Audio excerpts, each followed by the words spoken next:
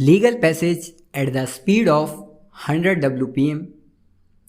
Be ready. 3 seconds left. Start. Having heard counsel for both the sides and looking to the facts and circumstances of the case, it appears that this petitioner is in search of shifting of the protesters from Mandi House periphery to any other suitable place in the city of Delhi and for opening of the road mentioned herein above in the prayer clause B. It is therefore directed that this petition shall be treated as representation by the respondent numbers 3 and 4 and the same shall be decided in accordance with the law, keeping in mind the permissions, if any, given by the police to the protesters, effect on the traffic and inconvenience caused to the public at large. With these observations, this writ petition is hereby disposed of. We have heard learned counsel for the petitioner and respondent number 1 at length. It is submitted by counsel for the respondent number 1 that the legality or otherwise of the properties in question which are narrated in this writ petition are required to be decided by them after inspection of these properties, and if these constructions are found to be illegal in nature, the demolition process will be started by the respondent number 1 in accordance with law.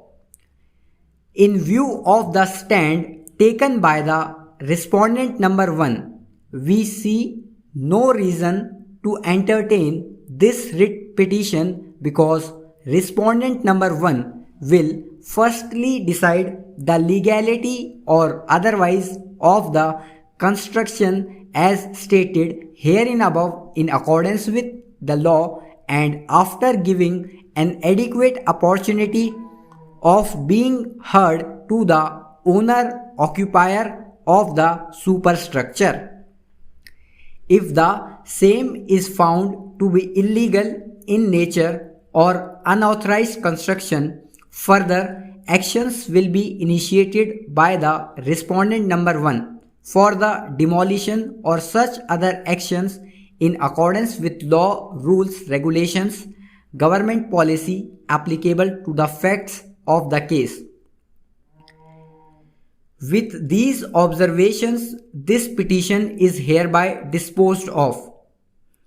In view of the aforesaid steps that have already been initiated by the respondent number 1 for ensuring rainwater harvesting, we see no reason to further monitor this case. We have been apprised by learned counsel appearing for respondent number 5, South Delhi Municipal Corporation, that looking to the necessity of rainwater harvesting reserve, circulars have been issued for installation of rainwater harvesting system, and they have already installed it in as many as in 381 schools.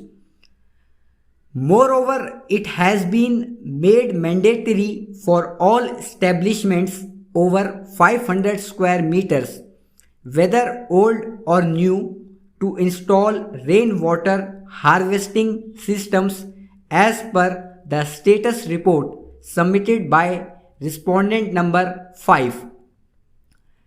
Only after complying with such mandatory requirement, the plot plans are now being approved by respondent number 5.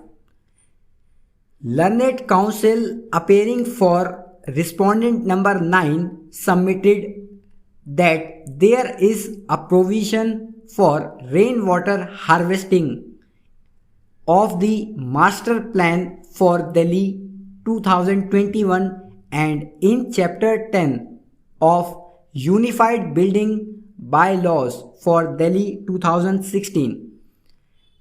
We therefore expect from respondent number 9 that the provision contained in the Master Plan for Delhi 2021 and Unified Building Bylaws shall be scrupulously followed by them, and in case of any violation, action will be initiated against the erring persons in accordance with law after giving them an adequate opportunity of being heard.